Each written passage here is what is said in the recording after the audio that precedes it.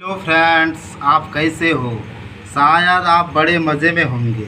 आपका दोस्त हेमंत कुमार झा अपने चैनल पर आपका बहुत बहुत स्वागत करता है। बच्चों, आज मैं आपके लिए मॉडल क्वेश्चन पेपर लाया हूँ Jharkhand council of educational research and training Ranchi का, और ये सेकेंड टर्मिनल एग्जामिनेशन 2021-22 का है गाइज। और ये क्लास 11th के बच्चे के लिए काफ़ी उपयोगी है गाइज, और ये सब्जेक्ट फिजिक्स है। और मैं आज आपके लिए सेट 2 के सेक्शन सी का कंप्लीट सॉल्यूशन लाया हूँ, और बड़े ही नए अंदाज में गाइज मैं आज आपका 100% कंसेप्ट क्लियर करूँगा, इसलिए आप वीडियो को अंत तक वाचिंग करेंगे।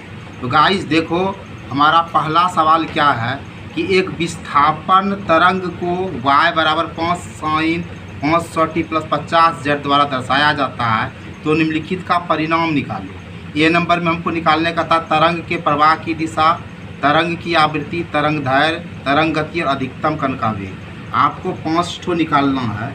तो देखो गाइज, आपको y बराबर दिया है ना यहाँ सवाल में 5 sin 500t + 50 z। आप y बराबर, ये जो स्टैंडर्ड फॉर्म होता है समीकरण का, ये लिख दो, y बराबर sin ω-t - kx। अब गाइज यहाँ कहता है तरंग के प्रवाह की दिशा कह रहा है। तो देखो गौर से, ये देखो ये 50 z वाला है ना, यहाँ देखो यहाँ -kx। तो देखो यहाँ +50 z है, लेकिन व्यापक स्टैंडर्ड फॉर्म में क्या होता है, -kx होता है, ये -kx होता है। इसलिए तरंग प्रवाह की दिशा क्या होगा, -zx होगा। ये देखो z तो है z, लेकिन ये देखो माइनस में है, इसीलिए -zx लिखिएगा। यहाँ कहता है तरंग के प्रवाह की दिशा क्या होगा, -zx। क्यों होगा, क्योंकि यहाँ देखो क्या है, -kx है ना, तो यहाँ देखो यहाँ ऋणात्मक है, तो आप माइनस दीजिएगा और ये zx हो गया। इसलिए आप इसका तरंग की प्रवाह की दिशा ऋणात्मक लिखिएगा, यानी तरंग की प्रवाह की दिशा -zx इसलिए लिखिएगा क्योंकि यहाँ देखिए इसका स्टैंडर्ड फॉर्म में यहाँ माइनस है, तो माइनस दीजिए, और चूंकि ये z से बिलोंग कर रहा है इसलिए zx होगा। अब गाइस बी नंबर में कहता है तरंग की आवृत्ति निकालने के लिए। तो देखो यहाँ ω-t जो है, यहाँ ω-t देखो, ω-t बराबर आपका दिया है ना 500t दिया है, तो ये टी खत्म हो गया, तो ओमेगा बराबर क्या हो गया आपका, ये टी खत्म हो गया ना, तो ओमेगा बराबर 500 हुआ।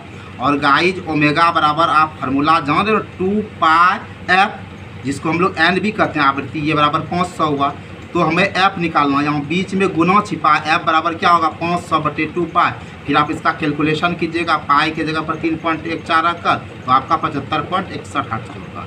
अब सी नंबर में कहता है तरंग की आवृत्ति निकालना है। तो यहाँ के 50 है, देखो गाइज यहाँ ये देखो यहाँ के है ना, ये के कितना हमारा है 50 है, ये जो 50 है ये के होता है, तो के आपका 50 है। और के बराबर फार्मूला होता है, आपको याद रखना है 2π/λ।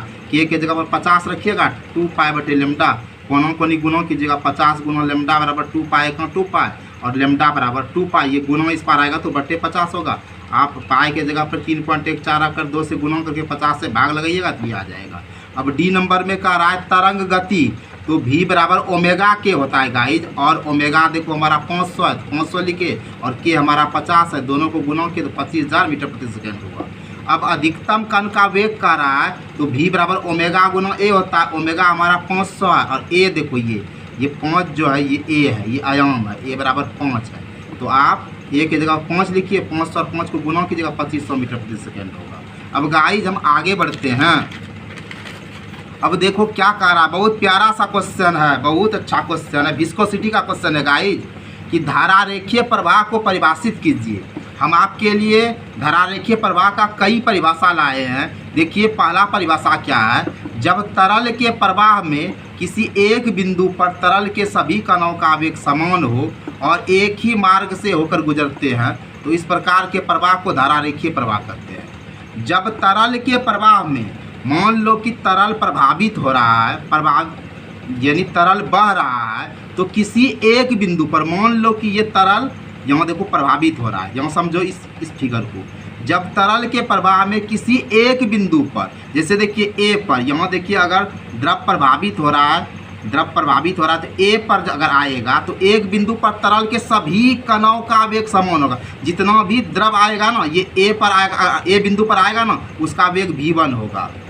जितना भी आएगा ए पर v1, मान लो कि बी पर अगर बी बिंदु पर आएगा ना तो सब कण का वेग v2 होगा। तो देखो हमें डिफिनेशन में लिखा है, जब तरल के प्रवाह में किसी एक बिंदु पर तरल के सभी कणों का वेग समान होगा। अगर पानी प्रभावित हो रहा है, जैसे ही ए पर आएगा तरल का कण तो b होगा, फिर दूसरा आएगा, दूसरा पानी का कण यहाँ आएगा तो उसका भी वेग v1। अगर फिर आ रहा है तो फिर यहाँ अगर जैसे ही इस बिंदु पर आएगा द्रव का कण, वेग v1 हो जाएगा। अगर मान लो इस जगह v2 हो रहा है तो कोई भी द्रव का कण का वेग इस जगह v2 होगा। इस प्रकार के प्रवाह को हम लोग धारा रेखीय प्रवाह कहते हैं। अब आप इसको इस तरह से भी समझ सकते हो, जब द्रव का औसत वेग एक निश्चित मान से कम हो, जब द्रव का औसत वेग निश्चित वैल्यू से कम हो जाए तो ऐसे प्रवाह को भी धारा रेखीय प्रवाह कहते हैं। गाइस, अगर ये दोनों से भी आपको दिक्कत हो गाइस, तो हम लाए आपके लिए लॉलीपॉप डिफिनेशन। ये देखिए कि शांत प्रवाह को धारा रेखीय प्रवाह कहते हैं। एकदम शांत प्रवाह है, उसी को हम लोग क्या कहेंगे, धारा रेखीय प्रवाह कहेंगे। आपको इस तीनों में जो पसंद आए उसको आप दिमाग में रखिए। अब हम आगे बढ़ते हैं। द्रव्यमान के संरक्षण के आधार पर द्रव के प्रवाह के लिए ये निरंतरता का समीकरण प्राप्त करें। देखो गाइस, क्या है ये, यदि कोई असंपीड्यता श्यान रहित द्रव, असंपीड्य का मतलब होता है भैया कि हम उसको दबा नहीं पाते हैं। अगर दबेगा तो दबने का तो हर चीज़ दबता है, लेकिन बढ़िया से नहीं दबे। यदि कोई असंपीड्य है यानी दबे नहीं, और श्यान रहित है यानी गाढ़ा नहीं है, द्रव किसी असमान अनुप्रस्थ प्रतिच्छेद वाली नली से होकर धारारेखीय प्रवाह में बह रहा हो। अगर कोई असंपीड्य और श्यान रहित लिक्विड है और वह असमान अनुप्रस्थ प्रतिच्छेद वाली नली से होकर धारारेखीय प्रवाह में बह रहा है, तो नली के प्रत्येक स्थान पर जो अनुप्रस्थ प्रतिच्छेद है, अनुप्रस्थ काट है, उसके क्षेत्रफल तथा द्रव के वेग का गुणनफल नियत रहता है। यही यह अवितरता का सिद्धांत कहलाता है, यानी A गुना V बराबर कांस्टेंट। आइए हम आपका नीचे कॉन्सेप्ट क्लियर करते हैं। देखिए ये हमारा नली है, ये देखिए यहाँ नली है, और देखिए इसका अनुप्रस्थ काट देखिए क्या है, असमान अनुप्रस्थ काट है ना। तो देखिए इस जगह आपका अनुप्रस्थ काट बड़ा है, इस जगह छोटा है, असमान है ना। इसमें देखिए द्रव धारारेखीय प्रवाह में है, असंपीड्य और श्यान रहित द्रव है, और ये धारारेखीय प्रवाह में बह रहा है। तो नली के प्रत्येक स्थान का जो अनुप्रस्थ काट है, जैसे ये अनुप्रस्थ काट ये तो देखिए और ये तो देखिए, हाँ यहाँ जो क्षेत्रफल है और ये द्रव का वेग जो है, इसका जैसे क्षेत्रफल और वेग, इसका गुणनफल क्या होगा, नियत होगा। यानी यहाँ जो क्षेत्रफल है और वेग है उसका गुणनफल, और यहाँ जो क्षेत्रफल और वेग है उसका गुणनफल, दोनों बराबर होगा। तो नली के प्रत्येक स्थान पर नली के अनुप्रस्थ प्रतिच्छेद का क्षेत्रफल तथा द्रव के वेग के गुणनफल नियतांक होता है। इसी को हम लोग सातत्य समीकरण या निरंतरता का समीकरण कहते हैं। गाइज, हम आपका इस जगह देखिए बेहतरीन ढंग से कंसेप्ट क्लियर किए हैं कि ये आपका नली है, और इसमें देखिए द्रव आपका धारारेखीय प्रवाह में बह रहा है, और ये देखिए ये पहला अनुप्रस्थ काट है और हम ये दूसरा अनुप्रस्थ काट लिए। तो इसका क्षेत्रफल A है, इस जगह का क्षेत्रफल A है, सॉरी A1 है, और इस जगह का वेग V1 है। ये बराबर होगा इस जगह जो है इसका अनुप्रस्थ काट का क्षेत्रफल A2 और इस जगह द्रव का वेग V2, ये बराबर है। तो कहने का मतलब इस जगह इस काट पर भी क्षेत्रफल और वेग का गुणनफल, और इस काट पर भी क्षेत्रफल और वेग का गुणनफल बराबर होगा। गाइस, यही हमारा सातत्य समीकरण या निरंतरता का समीकरण है। इसको हम लोग अवितरता का सिद्धांत भी कहते हैं। अब हम आगे बढ़ते हैं, और देखिए हम आपका यहाँ पूरी तरह से कंसेप्ट कल क्लियर कर रहे हैं। उत्पत्ति में देखो हमने ये नली बनाया है, और देखिए अनुप्रस्थ काट जो है ना भैया, ये जो गोलका दिख रहा है, ये गोलका वाला, ये तो गोलका वाला, ये मूली का चक्का अनुप्रस्थ काट, ठीक है, ये दोनों असमान है, और ये नली से द्रव धारारेखीय प्रवाह में प्रभावित हो रहा है। ठीक है, अब देखिए इस जगह हम लिखे हैं XY नली से होकर कोई असंपीड्यता श्यानता रहित द्रव धारारेखीय प्रवाह में बह रहा है। ठीक है, अब देखिए नली का ये X सिरा है, इसके अनुप्रस्थ काट का प्रतिच्छेद का क्षेत्रफल A1 है।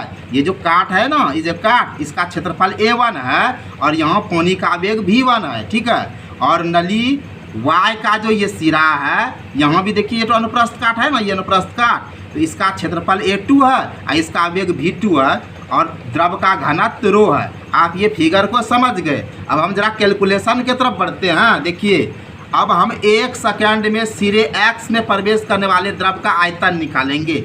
यहाँ देखिए, यहाँ पानी घुस रहा है इस पे, इधर से पानी निकल रहा है, ये घुसो ये निकलो। चलिए समझिए कैलकुलेशन को आप बढ़िया से। 1 सेकंड में सिरे x में प्रवेश करने वाले द्रव का आयतन, और आयतन आप बच्चा क्लास में पढ़बे किए है ना, लंबाई गुना चौड़ाई गुना ऊंचाई, और लंबाई गुना चौड़ाई क्षेत्रफल होता है, क्षेत्रफल गुना ऊंचाई, क्षेत्रफल गुना ऊंचाई की जगह पर वेग लिखे। क्षेत्रफल हमारा A1 है और वेग V1 है, पहले बता चुके हैं, और दोनों को गुना किए तो A1 V1 हुआ। अब देखिए 1 सेकंड में सिरे x से प्रवेश करने वाले द्रव का द्रव्यमान निकालेंगे। ये तो हम आयतन निकालें, ये तो आयतन हुआ। अब द्रव्यमान निकाल रहे हैं तो क्या हो जाएगा, आयतन गुना घनत्व। तो आयतन A1 V1 है, घनत्व तो हमारा रो है, तो अब इसको बढ़िया से लिख दिए A1 V1 रो। अब इसी तरह देखिए 1 सेकंड में ये जो सिरा, ये सिरा x है, ये सिरा y, आप दिमाग में बैठाइए, हम इसको पलटाते हैं भैया। इसी प्रकार 1 सेकंड में y से निकलने वाले द्रव का द्रव्यमान क्या हो जाएगा, A2 V2 रो हो जाएगा। आप बार बार कितना लिखिएगा, देखिए एक काट का ये है ना 1 है ना, तो दूसरे काट में खाली 2 लगा दीजिए, घनत्व तो सबका सेम है। अब देखिए यहाँ द्रव का द्रव्यमान नियत है, क्योंकि नली में जो द्रव है उसका द्रव्यमान तो नियत है, कांस्टेंट है। जो द्रव एक सिरे से प्रवेश करता है वह दूसरे सिरे से बाहर निकल जाता है। इसीलिए हम क्या कर रहे हैं, ये जो द्रव्यमान है यानी इसका द्रव्यमान और इसका द्रव्यमान, ये दोनों द्रव्यमान बाहर हो जाएगा, दोनों सिरे का जो द्रव्यमान होगा ये बराबर हो जाएगा, इसलिए दोनों को बराबर कर दिए।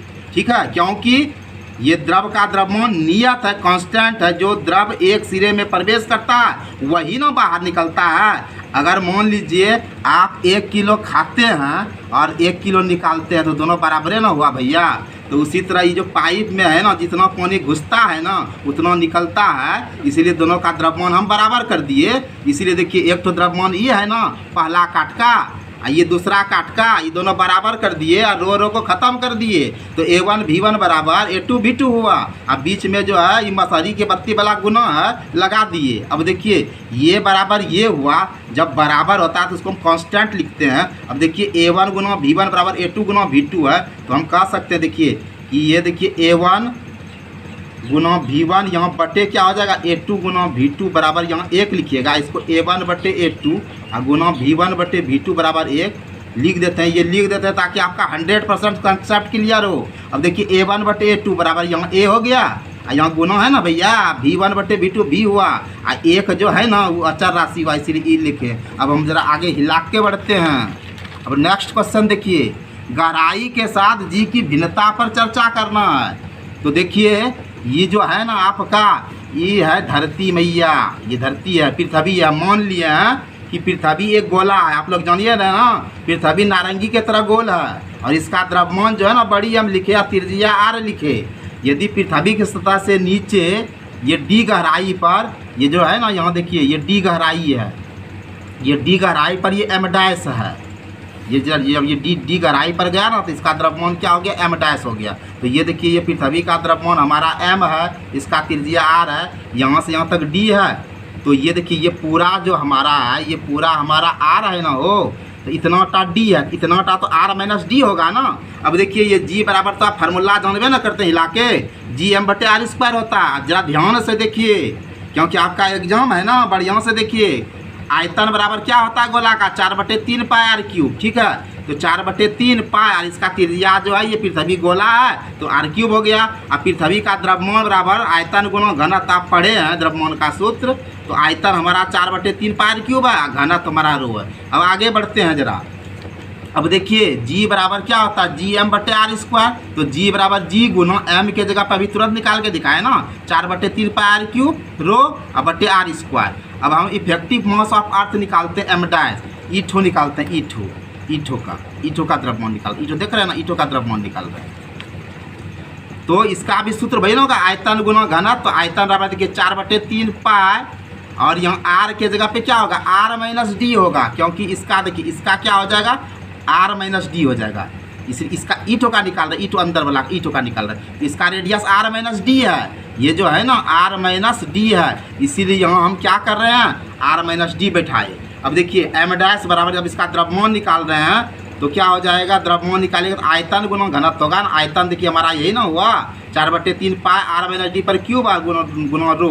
अब ये देखिए हम अब g निकाले ना तो g डैश निकाल रहे हैं, g गुना यहाँ देखिए g गुना यहाँ m है, यहाँ m डैश है, यहाँ m बैठाए तो यहाँ m डैश का बैठाएंगे, m डैश ये बैठा दिए, देखिए यहाँ बैठा दिए और r माइनस डी का स्क्वायर। अब देखिए हम आगे बढ़ते हैं, देखिए आप अब हम यहाँ फ्रेश से लिख दिए हैं, आप एक ठो जी निकालें इसको समीकरण फर्स्ट मानिए और जी डैश निकालें इसको 2 मानिए। अब समीकरण 2 को समीकरण 1 से भाग दीजिएगा तो इसका नियम होता है LHS को LHS से भाग दीजिए और RHS को RHS से भाग दीजिए। तो जी डैश इसको किससे दिए, जी से, बमत्थी हाथ निकल गया, बीच में बराबर लगाइए, अब फिर ईठो को ऊपर लिख दीजिए, देखिए ऊपर लिखे है ना, अब बटे का चिन्ह दीजिए और ईठो नीचे लिख दीजिए और जी डैश बटे जी। अब देखिए ये बटे ये यहाँ लिख दिए, ये ठो बटे का मतलब गुना हुआ भैया, ये r स्क्वायर ऊपर गया, ईठो नीचे गया, ई जी तो सुतरिए न गया, कटिए न गया हो, ई आर ई कटिए न गया, देखिए ई रो तो कटिए न गया। अब देखिए जी डैश बटे जी बराबर हमारा क्या बचा, r माइनस डी पर क्यूब बटे r माइनस डी का स्क्वायर गुना r स्क्वायर बटे यहाँ क्या बचा r क्यूब बचा, लिख दिए। अब आप एक तो फार्मूला आई तो पढ़वे ना किए हैं बेस और इंडेक्स में कि x पर पावर m बटे x पर पावर n बराबर x पर पावर m माइनस n होता है। इसी पर देखिए हम कैलकुलेशन कर रहे हैं, तो यहाँ देखिए ये पावर 3 माइनस 2 हो जाएगा और यहाँ 2 माइनस 3 हो जाएगा, ये यही लगाया है। यहाँ देखिए यहाँ पावर 3 माइनस 2 हुआ, यहाँ 2 माइनस 3 हुआ। अब देखिए जी डैश बटे जी बराबर r माइनस डी, 3 में 2 घटा 1 और 2 में 3 गया तो माइनस 1 हुआ। अब देखिए जी डैश बटे जी बराबर r माइनस डी, ये माइनस का मतलब 1 बटे होता है ना और r बराबर 1 हो जाएगा। जी डैश बटे जी r माइनस डी, नीचे कुछ नहीं तो 1 होगा गुना 1 बटे r पर पावर 1 है तो 1 बटे r हुआ। अब देखिए जी डैश बटे जी बराबर, अब देखिए यहाँ ऊपर गुना कि r माइनस डी को 1 से गुना किया तो r माइनस डी हुआ, r एक r हुआ।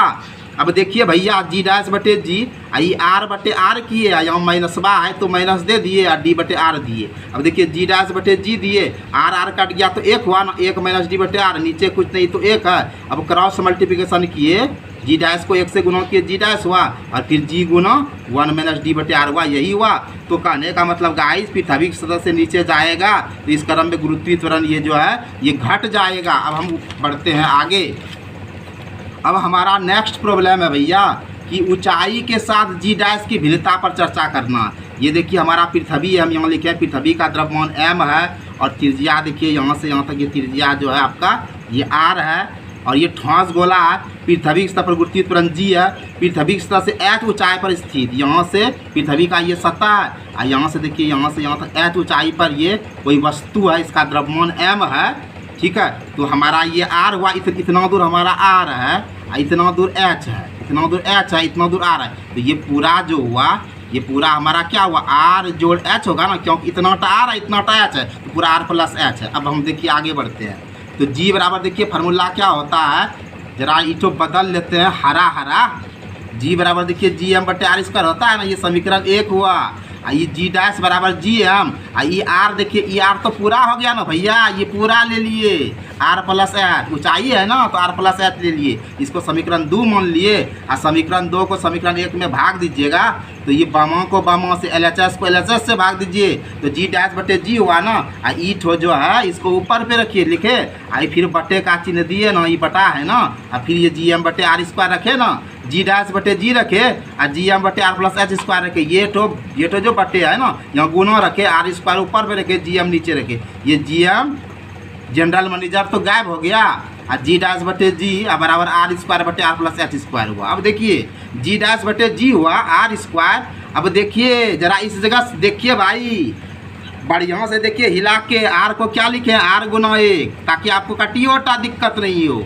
एच को क्या लिखे हैं एच गुना आर बटे आर, कहना है आर आर कट जाएगा तो एच ना बचेगा, इसलिए एच का ऊपरों आर से गुना किए और बटे आर किए ताकि ये कट के यही हो जाए, इस तरह रख दिए। अब देखिए जी डैश बटे जी बराबर आर स्क्वायर, ई ठो आर कॉमन ले लिए, तो अंदर में 1 बचा, ये आर निकलिए ना गया हो तो एच बटे आर हुआ, इस पर स्क्वायर हो गया। तो हमारा जी डैश बटे जी क्या हुआ आर स्क्वायर देखिए ये पूरे पर ना होल स्क्वायर है, तो आर ओ पर स्क्वायर और 1 प्लस एच बटे आर ओ पर स्क्वायर। अब देखिए हम आगे बढ़ते हैं।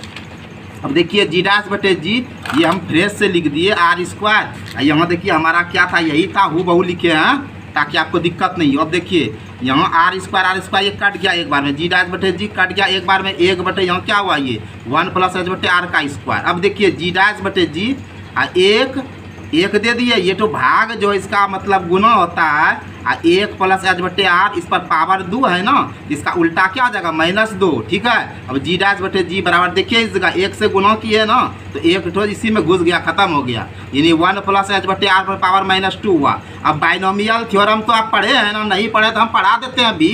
1 प्लस एक्स एन का सूत्र होता है 1 प्लस एन एक्स। देखिए यहाँ 1 लिख दिए ना, आई पावरवा लिख दिए, गुना एक्स लिख दिए। तब यहाँ देखिए जी डैश बटे जी हुआ ना भैया, तो ये 1 लिख दिए आज जोड़, आई पावरवा एन क्या हमारा -2 है ना, आई एक्स के जगह पे काम कर रहा है एच बटे आर ना, तो गुना लगा दिए, ये तो फार्मूला वहाँ पे। अब चलिए आगे बढ़ते हैं। देखिए यहाँ जी डैश बटे जी, इसी को कैलकुलेशन कर रहे हैं, तो 1 हुआ, यहाँ -2 गुना एच बटे आर लिखे, क्योंकि यहाँ देखिए ये प्लस माइनस माइनस तो आपको बच्चे से देने आता है ना, दे दीजिए, यहाँ हम भी दे दिए हैं। अब देखिए जी डैश बटे जी बराबर यहाँ 1 - 2 गुना एच 2 एच बटे आर, और नीचे में कुछ नहीं है तो सुपरघंट सिंक है 1 है। चलिए अब जी डैश और यहाँ देखिए 1 गुना किए तो 1 से गुना करेंगे वही ना होगा, और जी से गुना किए तो 1 - 2 एच बटे आर गुना जी। आपका ये क्लियर हो गया। अब आगे बढ़ते हैं। देखिए अब 18 नंबर में क्या है, बड़ा हिलाके वाला क्वेश्चन है, जरा समझिए, नहीं तो दिक्कत हो जाएगा भैया।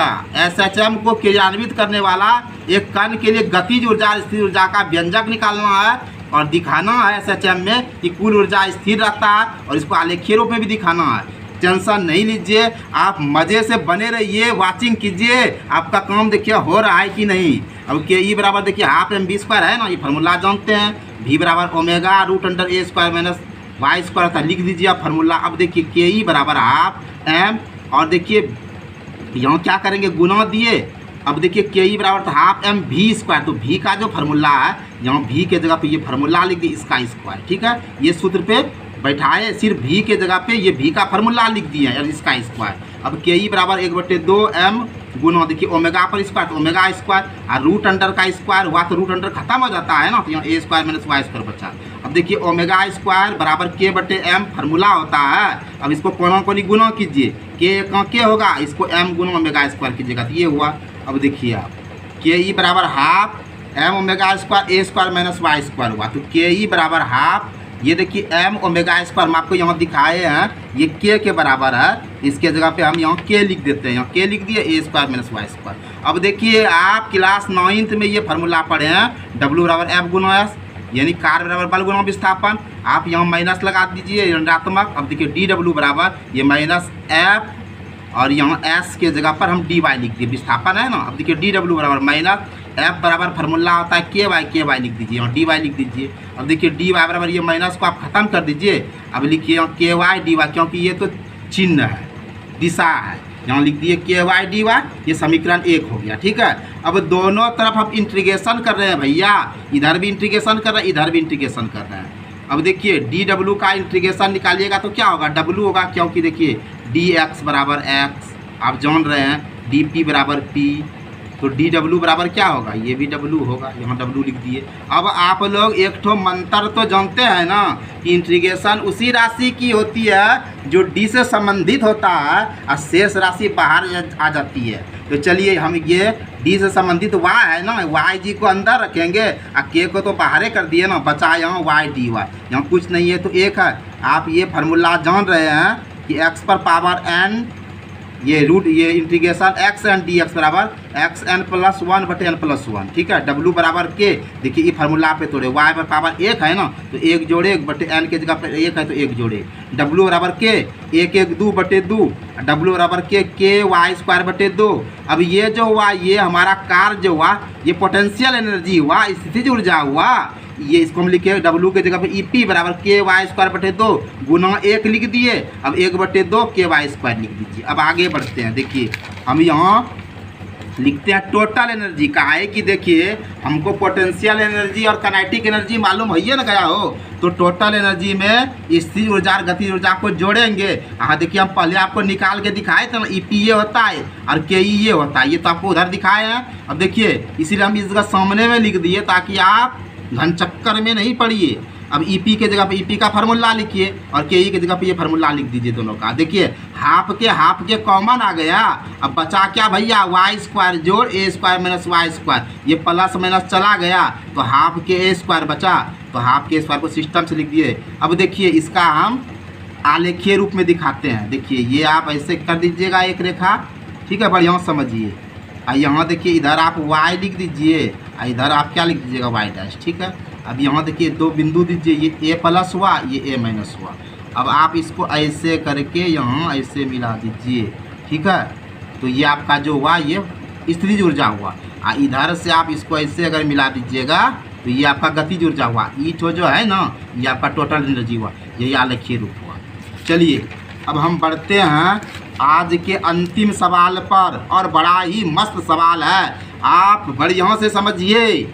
तापीय प्रसार के विभिन्न प्रकार के गुणों को परिभाषित करना है और इसके बीच संबंध दिखाना है। तो तापीय प्रसार का गुणांक में अल्फा, बीटा और गामा है। आप अल्फा बराबर लिख दीजिए डेल एल बटे एल गुना डेल टी, बीटा बराबर डेल ए बटे ए गुना डेल टी और गामा बराबर डेल भी गुना डेल टी, ठीक है। अल्फा में डेल एल दीजिएगा, एल गुना ये तो देखिए सब भे में है, ये सब भे में है। इसमें अल्फा में खाली लंबाई वाला है, ये क्षेत्रफल वाला है, ये आयतन वाला है। ये तीनों अगर आप लिख दीजिएगा तो ये गुणांक परिभाषित हो गया।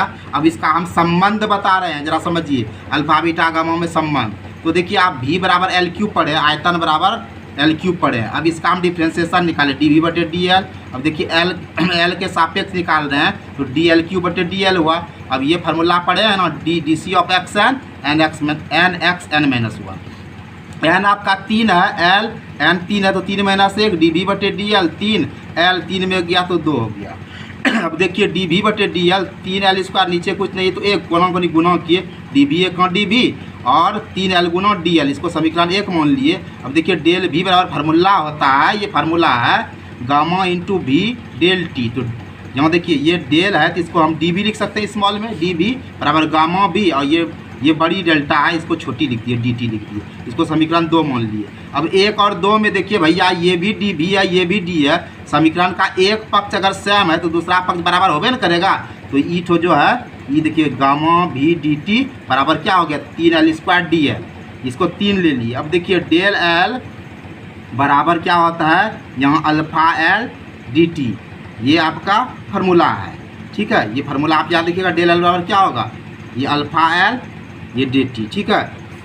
अब देखिए यहाँ डेल एल डी एल बराबर क्या हो जाएगा, ये अल्फा एल डी टी, ठीक है। अब देखिए भी बराबर आपका क्या होता है, एल क्यूब होता है। अब समीकरण यहाँ 3 को देखिए, समीकरण 3 यहाँ देखिए गामा दे दिए। अब देखिए यहाँ ये भी डी टी है, गामा। अब भी के जगह पे क्या, भी बराबर क्या होता है, एल क्यूब होता है ना, ये भी के जगह पे एल क्यूब बैठा दिए, यहाँ डी टी हो गया बराबर। देखिए यहाँ 3 एल स्क्वायर, यहाँ देखिए 3 एल स्क्वायर यहाँ बैठा दिए, यहाँ डी एल बैठा दीजिए, देखिए gamma L cube D T. अब देखिए 3 एल स्क्वायर और डी एल हमारा क्या है, यही ना है, डी एल के जगह पे ये तो बैठाइए अल्फा एल डी टी। अब हम आगे बढ़ते हैं, देखिए अब देखिए गामा, यहाँ gamma L cube D T बराबर ये लिख दिए। अब देखिए gamma L cube D T, यहाँ 3, ये देखिए एल स्क्वायर गुना एल क्या हो गया, L cube alpha D T, ये डी टी खत्म हो गया, एल क्यूब खत्म हो गया, तो गामा बराबर क्या हो गया 3 अल्फा हो गया। अब देखिए एरिया बराबर आप जानते हैं ना, लंबाई गुना चौड़ाई, तो ए बराबर चौड़ाइयो लंबाई ना है तो एल गुना एल, ए बराबर एल स्क्वायर हुआ। अब देखिए एल के सापेक्ष अब कलन निकाल रहे हैं दोनों तरफ, तो डी ए बटे डी एल हो गया और D C of L square निकाल दिए हम। अब देखिए डी ए बटे डी एल, ये formula D C of X N करते हैं, एन एक्स एन माइनस 1, तो एन के जगह पे 2 हुआ, यहाँ एल दे दिए 2 माइनस 1, डी ए बटे डी एल 2 में गया तो 1 हो गया। आप 1 को नहीं लिखिए, डी ए बटे डी एल, अब 1 को तो पीछा छोड़िए और नीचे देखिए कुछ नहीं तो 1 है, कोनी गुणों के डी ए का डी ए और डी एल से गुणों किए तो ये हो गया आपका 4। अब देखिए यहाँ डेल ए बराबर आपका क्या है, बी ए डेल टी, ठीक है। अब देखिए ये बराबर आपका है, अब ये देखिए ये हटा दीजिएगा, इसके जगह स्मॉल डी ए लिखिए, बी ए, इसके ये जगह पे बिग डेल्टा की जगह पे स्मॉल डी लिखिए, डी टी बराबर, इसको 5 मान लिए। अब 4 और 5 को देखिए, 4 और 5 से देखिए हम यहाँ 4 लिखे, ये हमारा 4 है और ये हमारा देखिए 5 है। दोनों का देखिए एक पक्ष से अब यहाँ भी डी ए है और यहाँ भी देखिए डी है, तो ये और ये क्या हो जाएगा, दोनों का ये पक्ष बराबर हो जाएगा, इसलिए यहाँ बराबर कर दिए। ठीक है, बी और ए के जगह पर क्या है, एल स्क्वायर आपको यहाँ दिखाया ना, ये सूत्र होता है, ये डी टी बराबर डी 2L और डी एल। ठीक है, बी गुना एल स्क्वायर डी टी और 2L, और देखिए डी एल बराबर हमारा क्या निकला है, ये निकला है, डी एल बराबर ये निकला है। देखिए इसके जगह पर ये बैठा दिए अल्फा एल डी टी, अब बेसी आप कीजिएगा तो यहाँ गुना का चिन्ह दे दीजिए। देखिए B L square D T और 2L गुना एल, यहाँ 2L स्क्वायर हुआ, ये अल्फा डी टी, ये एल स्क्वायर खत्म, डी टी खत्म, तो बीटा बराबर 2 अल्फा। अब देखिए अल्फा बीटा और गामा, अल्फा अनुपात बीटा अनुपात गामा। अब देखिए अल्फा, अब बीटा हमारा कितना निकला, ये 2 अल्फा निकला है, और गामा कितना निकला, 3 अल्फा निकला था, उधर आपको दिखाए थे, अब बैठा दिए। अब देखिए इधर क्या है, 1 है, इधर 2 है, इधर 3 है। अब देखिए इधर जो पुछड़ी है ना, ये देखिए हम पुछड़ी जो है, ये अल्फा, ये हो अल्फा, ये सब सेम पुछड़ी है ना, ये सबको आप नानी घर भेज दीजिए भोज खाने। इधर आपका बच गया 1:2:3। तो पूरा वीडियो देखने के लिए वेरी वेरी थैंक यू। आपसे अनुरोध है कि आप पूरा वीडियो को देखिए और हिला के कॉपी फाड़ के एग्जाम दीजिए। जय हिंद, जय भारत।